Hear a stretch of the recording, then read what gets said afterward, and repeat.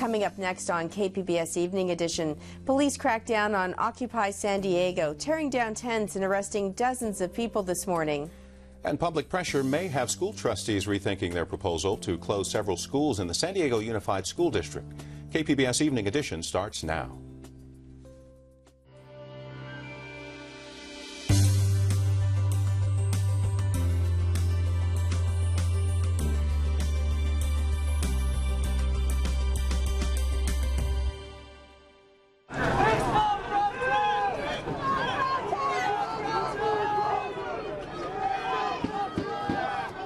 Police go face-to-face with Occupy San Diego protesters. And the confrontation ends with arrests. Good evening. I'm Dwayne Brown. And I'm Joanne Ferry, and the protesters were ousted from the Civic Center Plaza early this morning.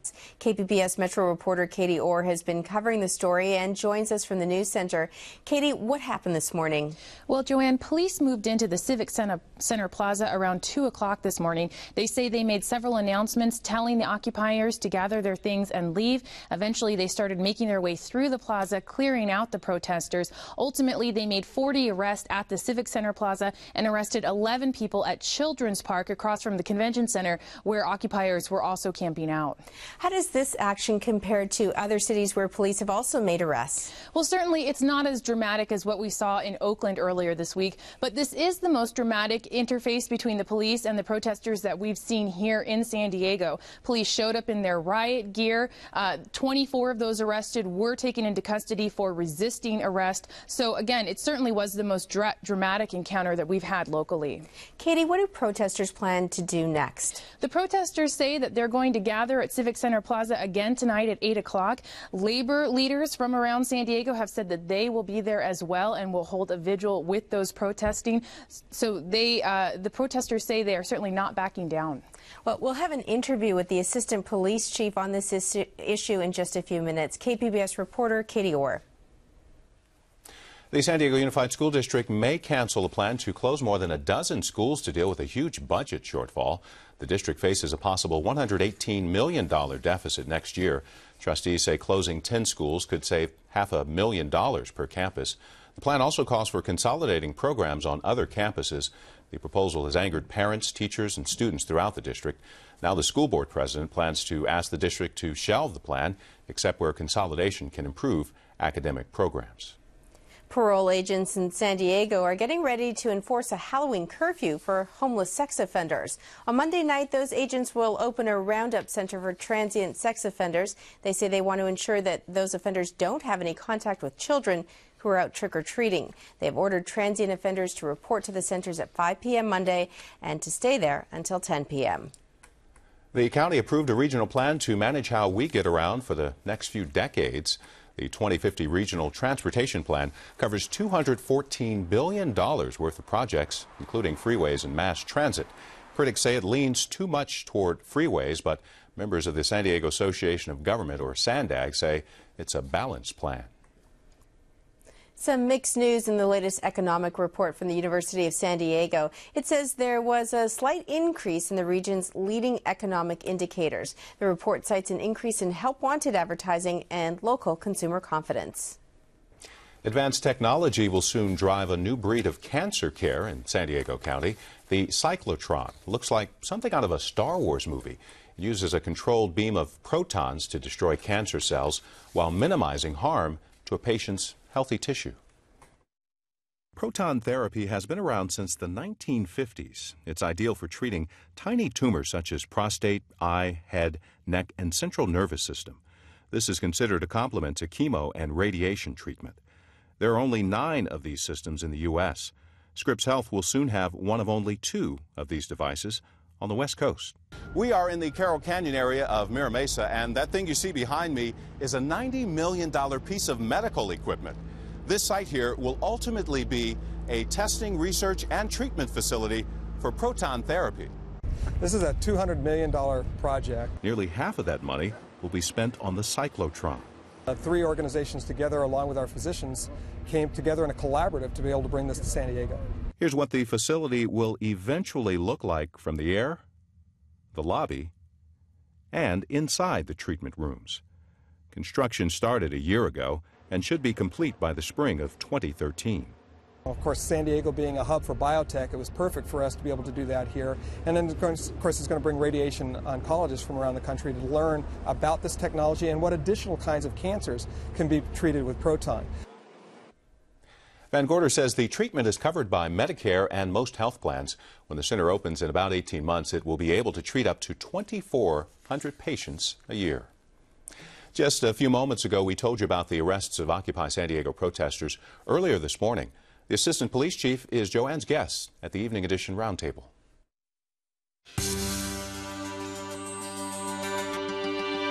As you heard earlier in the news, San Diego police arrested several Occupy protesters earlier this morning.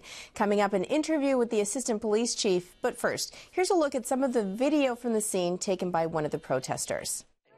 Why? We're American citizens. We've done nothing wrong. They're moving closer. No, don't take down. Police began the arrest operation around 2 this morning after officials declared the protest an unlawful assembly. Mayor Jerry Sanders released the following statement. The city of San Diego, of course, supports anyone's right to protest. However, when health and safety issues arise or when protesters fail to comply with the law, appropriate action must be taken. I commend the men and women of the San Diego Police Department for their work to ensure that the Civic Center and other public areas remain safe and clean for all San Diegans to use. Meanwhile, protesters regrouped later in the morning and gathered outside the police station. Wait until we can occupy! And wait until we can occupy! Joining me now is City of San Diego Assistant Police Chief Boyd Long. Chief, thanks for being here. Thank you, Joanne. So why today? Why after 3 weeks of protest did police decide to go in and arrest people? You know, we've been working with many of the protesters and the demonstrators out there and trying to establish a dialogue, but it didn't seem to be getting anywhere. And each time that we'd come in the next day, more tents would have popped up through the night. In addition, the conditions out there were very unsanitary, and they seemed to be getting worse by the day. So, you know, we put our heads together at the department and came up with a plan that we put into play last evening, and we believe it was a very successful plan, and it met the needs of the city, of the community, of the people that work in that area, and I think of the protesters also. Was this a police decision or a city official, City Hall decision? This decision was made at the police department. Now, I heard you for the past 3 weeks in the media quoted often as saying, you know, we're doing our best to protect the protesters' First Amendment right. So what changed in 3 weeks? If they had this right under, you know, the First Amendment to be here, don't they still have that right to be there? They absolutely have the right, and we would encourage them if they want to continue to be there. What they don't have the right to do is violate the law and trample upon the rights of other people that may want to use that space down there for other reasons.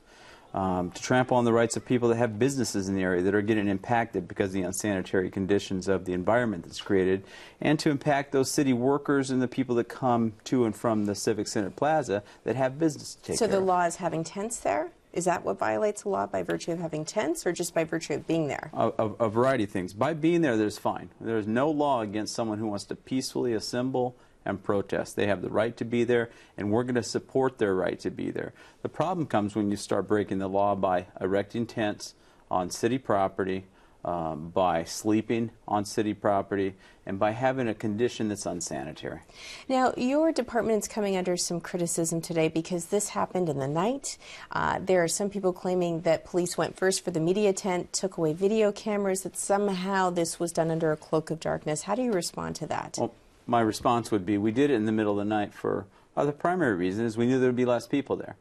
And we knew if we come during the daytime, we may face 100 or more demonstrators or protesters, which would be, you know, more people maybe getting arrested, more people to deal with, more people around that might have an impact on our ability to get the job done. We calculated going in the middle of the night because we knew the crowd would be smaller. Our goal was to give everyone an opportunity to leave, and we did that. Our officers, our supervisors, and our managers that were out on the scene did everything possible to give people an opportunity to pick up their property and leave without being arrested. So now, though, by doing this on a Friday, aren't these people who are arrested, they can't get out now till Monday? They're in jail until Monday? Was that also sort of a calculated decision? No, it wasn't part of the calculation. It's true. The people that get arrested on a Friday generally have to spend the next 2 days in a custodial situation because they won't see a judge until Monday, and it's only because the Saturday and Sunday are not court days. However, we'd come to a conclusion yesterday that we'd had enough. We'd had enough of the tents. We'd given plenty of opportunity for them to bring them down. We'd actually went out and brought outside mediators in from the beginning to continue and have that dialogue. We just weren't getting anywhere. So last night was the night. So protesters have asked the public to call police, call city officials. Did your department get phone calls from the public? We got several phone calls. And what did they tell you? What were people telling you? You know, a variety of things. Some people were supportive of the protesters and said to the police and via the telephone calls, made comments such as, leave them there, they're not hurting anything. And other people called and said they shouldn't have the right to erect tents on city property, they shouldn't have the right to sleep on city property, and they shouldn't have the right to have those unsanitary conditions there. So what happens now? Can protesters move somewhere else, like Children's Park, Children's Park and Balboa Park? Can they go somewhere else? Is it just this location that police have had this crackdown on? Well, they can go anywhere they please to peacefully protest, as long as they don't erect tents, erect canopies, place furniture, sleep, or do anything that's contrary to what our laws and ordinances are in the city. So if they go back to the Civic Center and they stand and they don't sleep, or they sit and they don't sleep, but they stay, like when you say sleep, can they just be there 24/7 as long as they're not sleeping? They can.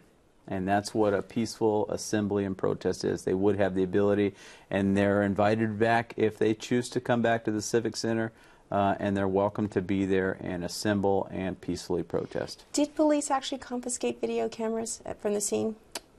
To my knowledge, we did not confiscate video cameras. There may have been arrests where cameras were involved, and those cameras would be actually impounded for that person to get once they were released from jail. But we did not make a concerted effort to go after video cameras. I was there the entire time, and I watched our officers move in methodically with surgery. They went in a very surgical and precise method, and they made several announcements. They gave people ample time to collect their property and leave the area. Assistant Police Chief Boyd Long, thanks for being here. My pleasure, Joanne. Thank you for having me. So how will the San Diego Unified School District deal with its budget shortfall without closing schools? It's one of the things we're talking about tonight at the Evening Edition Roundtable. And one of our reporters undergoes a very creepy transformation. We'll show you that in a little while. This is KPBS Evening Edition.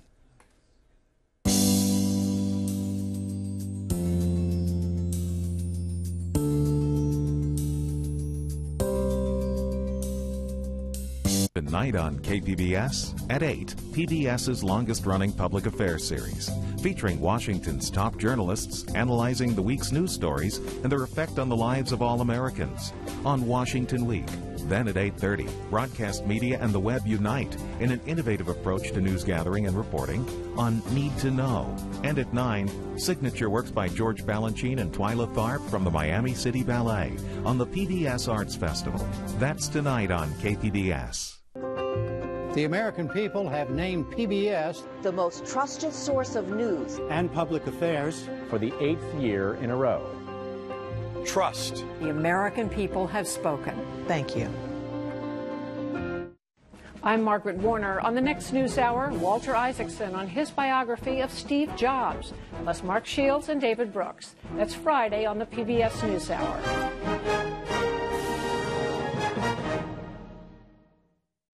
KPBS Evening Edition is made possible by Joan and Irwin Jacobs and by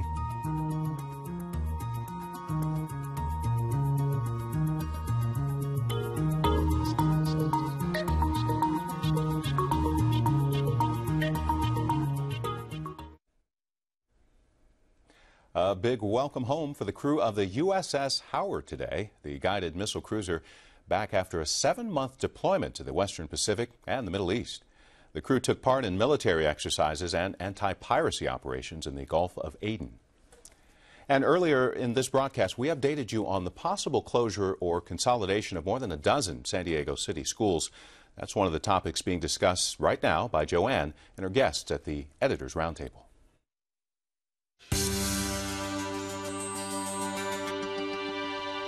On Evening Edition Roundtable this week, school closures and the death penalty made the headlines.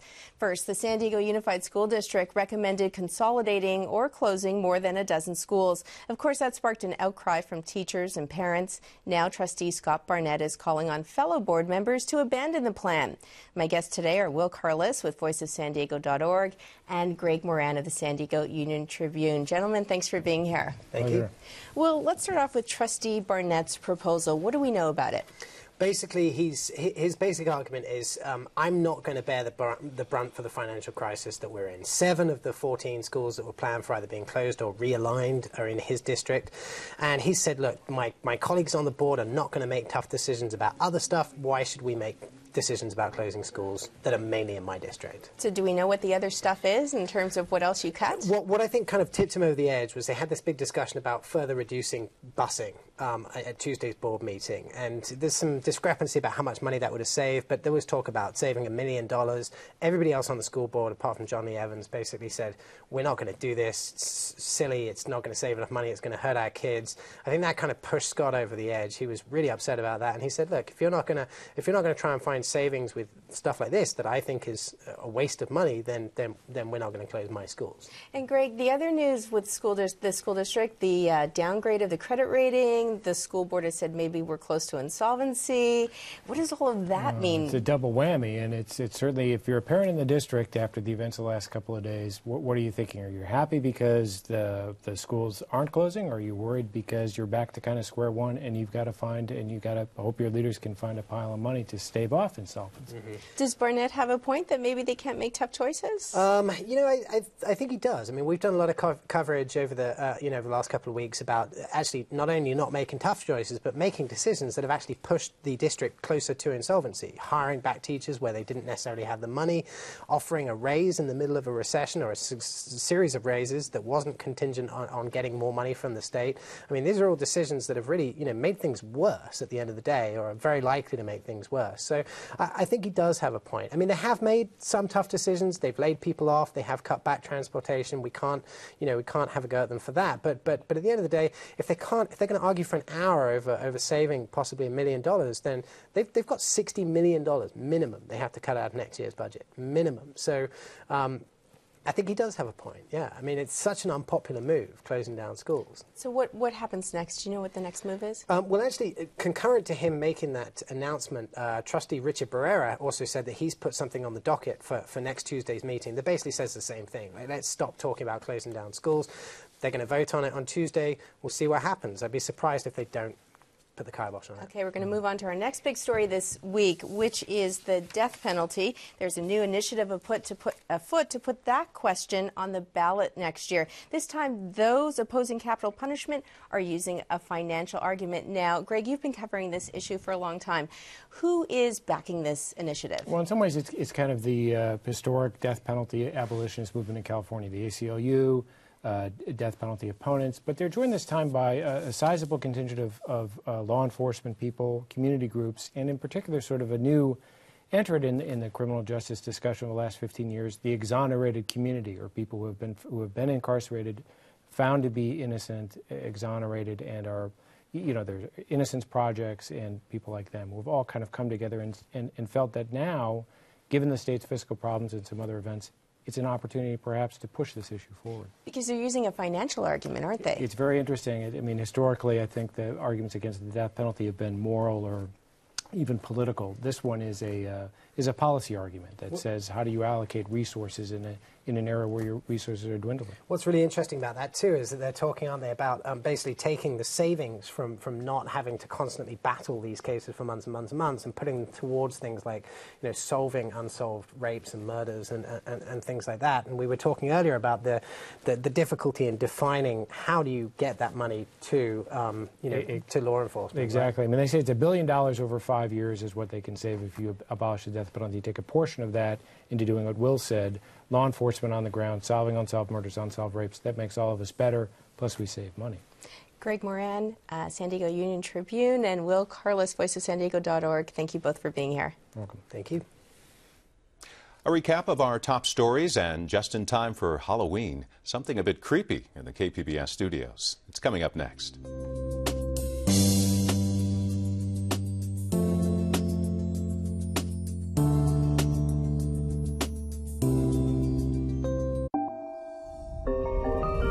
What is space made of? Is time travel possible? Do you exist in another universe? The questions are infinite. The answers start here. When physicist Brian Greene hosts Nova, the Fabric of the Cosmos. 4-part series begins Wednesday at 9, only on KPBS. Hi, I'm Elsa Sevilla. If you find yourself hearing about a great program on KPBS after it's already aired, we have a solution. Get notified about your favorite TV programs on KPBS before they air by subscribing to the TV Highlights email alert. This daily email will feature the best programs coming up right here on KPBS TV, so you can make a date to tune in or plan to record it. It's easy to register. Just go to kpbs.org/alerts.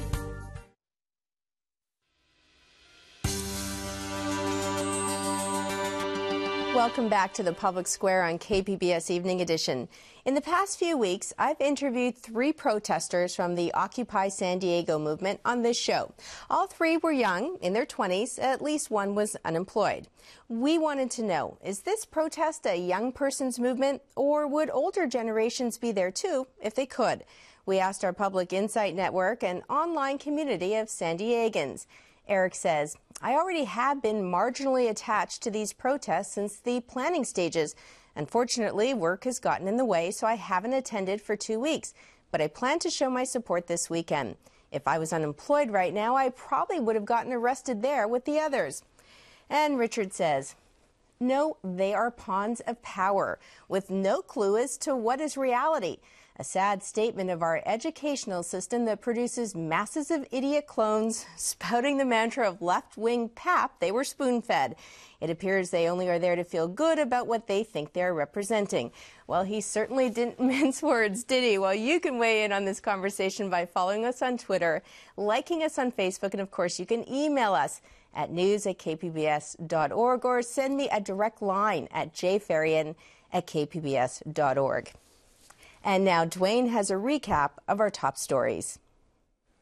Dozens of Occupy San Diego protesters were arrested early this morning after police moved in to dismantle their camp. City officials say the camp was a public nuisance.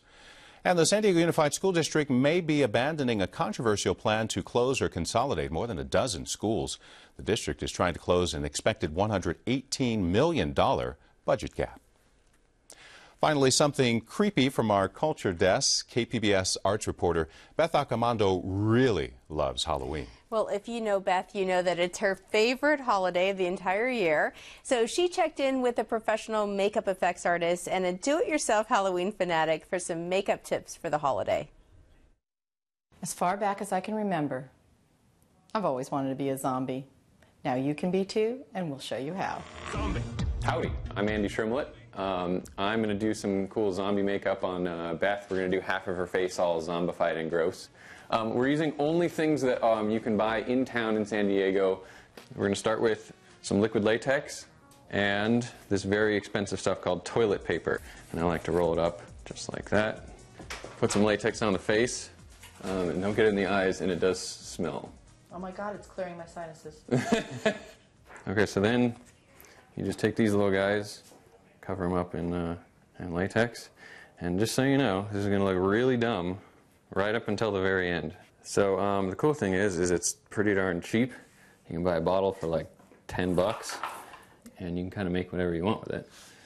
So I like to do a few different things. One, I like to keep them clumped together because then it creates these cool ridges. So latex takes about like 45 minutes an hour to dry really well. So you want to give yourself time for that. Once it dries, you can start putting the paint on. I use grease paint or Ben Nye cream colors, which work really well. I like starting with the dark colors, and you put them like in the shading areas, so like anything down below, and then we'll put lighter colors as we move up levels. So I've mostly got the black in here, and it's easier to do it with a brush. Once you move up to a mid-range color, you can use one of these groovy sponges and then just start kind of going at it. And you don't have to be real exact. So we got the base coat down, and now we're going to add some detail work. In kind of the bigger areas, I'm adding some red to get a little bit of a highlight, have a little bit of difference of color in there. And then I'll start to go and do all the highlights. So the best thing to remember when you're doing this kind of thing is to give yourself enough time to do it and to just keep trying until it looks good. She's a zombie. Zombie, zombie, zombie. My name is Jules Perez. I'm a makeup artist, and this is my friend Andy. And we're going to do a gelatin face prosthetic kind of thing, and it's going to look like he's got his face melted off. You have probably about 3 minutes to use this product before it actually starts to dry. This is a trauma kit. They're trauma palettes. And you have various colors in here, and there's like old blood and bruised blood. There's different colors that you need to adapt to different wounds. I've mixed kind of a red and a black together to give more of a deeper, because you want depth to your wound. We actually went to a morgue and was taught different things from a mortician's side and told us what color blood and what type of depth wounds are. And I'm going to add just a tiny bit of blood to him. Unless he had a huge gash involved with this, you would just barely put any blood into this, because there is a little bit of blood, but not much involved in a burn. And there's our victim. That was KPBS arts reporter and part-time zombie Beth Accomando. And for more makeup tips and a list of resources, check out Beth's blog at kpbs.org/cinemajunkie. Would you do that, Dwayne? That'd be no. No? Yeah. You can watch and comment on any of the stories you saw tonight on our website, kpbs.org/evening edition. Thanks for joining us. Have a great weekend, and we'll leave you with a look at the forecast. Good night.